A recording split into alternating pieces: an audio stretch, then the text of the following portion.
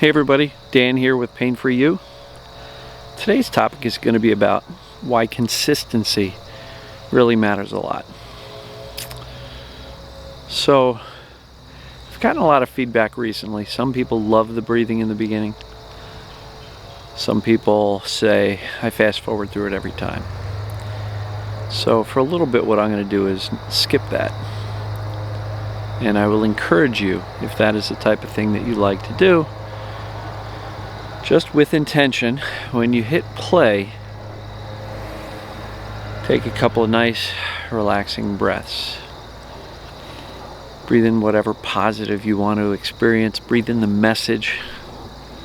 Exhale the doubt and the skepticism. We're going to try it without the breathing for a little bit. Just see if I get some feedback either way. I think it's pretty well split. Some people love it. Some people are like, I got to fast forward that, right? So, consistency matters a lot as it relates to ending our pain, right? And I don't mean being diligent to say I'm going to do my journaling every single day without missing a day. What I mean is more in regards to the mindset. What I mean is more in regards to letting the fears take us over and cause us to freak out when the pain gets bad or the symptoms get bad. Right? Because some people will say, I do fairly well with indifference when the pain is mild, but when it gets bad, indifference is impossible and I lose it and I freak out. And so, consistency matters a lot. Let me explain why. As I've told you before, the whole thing is really a sales job to try to convince the subconscious brain and thereby teach the nervous system to relax, turn down the hypersensitivity, turn down the hypervigilance, turn down the danger alarms that are always scanning for anything that's possibly dangerous, a thought, an emotion, a physical sensation. We want to turn things down. So let's say 80% of the time you're pretty good about being chill and relaxed, but 20% of the time, man, sometimes you just lose it and freak out. So what I will tell you is that if the brain is trying to keep us safe from emotions, from social situations, from thoughts, from physical movements, because it perceives those things are dangerous, if 20% of the time you're freaking out in response to those physical symptoms or pains, your brain is always going to go, well, yeah, I know they've been chill for most of the time, but those few times, they really freaked out. And so I have to be more careful. The brain's going to default to being more safe than it is to throwing caution to the wind. So if consistency has been a challenge for you, I just really wanted to use this video to emphasize just how important it is. Because again, the brain's only job is to try to keep us safe. And right now, the pain or the symptoms are what it's using to keep us away from things that it perceives are dangerous.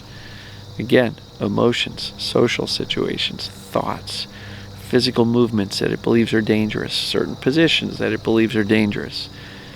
And so again, if 80% of the time you're fairly chill and pretty good at reassuring yourself, hey, Dan, it's okay, you're going to be okay, but still sometimes you just flip the heck out, and in our heads we're running around screaming, oh no, what if this stuff doesn't work? This needs to work by this date because I've got something coming up, and you flip out. You've just convinced your brain that these things are dangerous and that you are in need of your nervous system being on high alert and hypersensitive. So I know this is challenging. I know this is really difficult, especially when the symptoms are highest. But that is the most important time to choose your response. And I get it. I know sometimes it feels like, dude, Dan, I just can't be indifferent when the symptoms are that bad. It's impossible. Okay. What I've been reminding you is that even when complete indifference and the whole, I don't care whatever attitude seems impossible, freaking out is the opposite of what you want to do. So the closer you can get towards whatever, instead of the freak out, the better off you're going to be, because you want to send messages of safety and I'm okay to your brain. And the more you're freaking out, or the closer you are to freak out than you are indifference, the more the brain's going to go, yeah, I want to trust you, Dan, because most of the time you're not too worried about it. But here, you just freaked out big time, and so I need to be more careful. That's what the brain is thinking. And so consistency really matters. And as challenging as I know it is, it's really important that even when the symptoms and pains are at their most severe,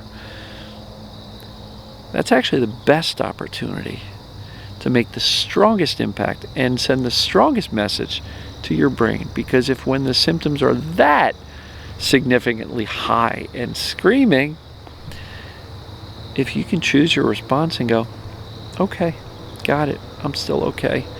I know it's just TMS. I've done the assessments. I know that's what it is. I accept it completely, and I believe I can get better. And then I'm going to just, instead of freaking out, I'm going to spend some time breathing deep, maybe checking in with my emotional world. What's going on that may have caused the symptoms to spike? Was it a thought? Was it an emotion? Was it a social situation? Was it a physical movement that I just, climb the stairs and, the next day I'm hurting? Am I perceiving that that's dangerous, even at a subconscious level? And what can I do to reassure myself that, hey, these stairs are great. I love climbing these damn stairs. And change the expectation that you're going to hurt the next day. So it's when the symptoms are the most severe that you have the greatest opportunity to teach your brain that you're actually okay. So consistency matters. You don't have to be perfect. But the more often that you can respond cool, calm, collected, it's going to help you so much. Say, look, 95% of the time I'm great, but once in a while I just freak out. Okay. Again, when the symptoms are at their highest, their most intense, that's your greatest opportunity to send the right message of safety and being okay and being good to your brain. And once your brain gets that, it's going to turn down the volume on the symptoms and the pains. Once you do that, you start to notice a little bit of momentum and confidence. So, consistency matters. That does not mean you have to be diligent and never miss a day of journaling or emotional discovery. It doesn't mean you have to stop every 2 hours on your stopwatch to do deep breathing. That doesn't mean perfection. It doesn't mean rigid. It doesn't mean structure. It doesn't mean a to-do list of 20 items that you have to check off every day. When I say consistency, I mean consistency in how you choose to respond to your symptoms. And for anybody who says, I can't choose my response to my symptoms, it just hurts, and I react with anger and frustration and fear, I will always remind you, that's what nature intended. Pain is supposed to get our attention. And I know what I'm suggesting is kind of counterintuitive and against the nature of pain.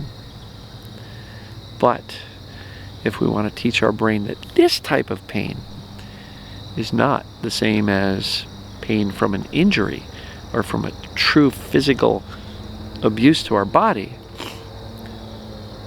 then we have to be consistent in how we respond to it. Reactions are immediate. They're instinct. And our instinct reaction to pain is usually like, oh no. But we can pause and go, oh no, wait, time out. Breathe. I know we're good. And immediately start to shift the energy from freak out, oh no, panic, to, okay, I know what's going on. What's going on emotionally. Let me check in there. Let me breathe deep. Let me remind myself I'm good. I'm safe. I'm good. I got this. I feel good. I knew that I would. Right? So the quicker we can shift from to I'm good. I got this. The better you'll be. The faster the intensity will start to settle down. And people have told me that when the pain spikes, and they're able to truly say, you know what, I don't care, and I'm going to go about my day anyway, even though it hurts. And I'm not saying to torture yourself, but just know that, like, okay, there's nothing structurally, physically wrong, so I'm not going to cripple myself. I'm not going to damage myself.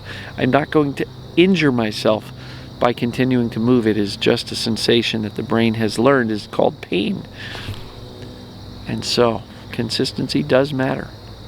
Matters a lot. And so again, choose your response. Choose calm. Choose reassuring.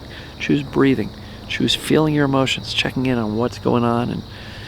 And if you can find the connection between your flare-up and what was going on in your life, or what's coming up soon in your life, great. But if you can't, don't worry about it. Just still relax and soothe yourself anyway. Calm down your thinking. Get out of that lizard brain anxiety, worrisome thoughts. And we can literally say, I'm going to choose to reassure myself that I'm cool, I'm fine. And it is a choice. For anybody who says it's not a choice, you're giving up some power. You're basically saying, I don't own any of my own conscious free will, which I think is selling yourself short and going to make your journey a lot more difficult and full of potholes and crevices and cliffs and everything else. So consistency matters, folks. Let me know what you think. Is this helpful?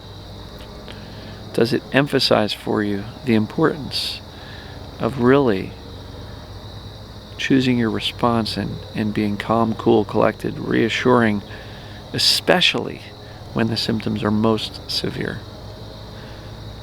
That's my take anyway. So what do you guys think? Gals think? Comment below. Let me know what you think. Share this.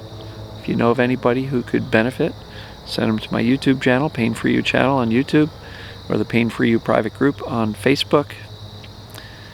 Like this. Give it a thumbs up.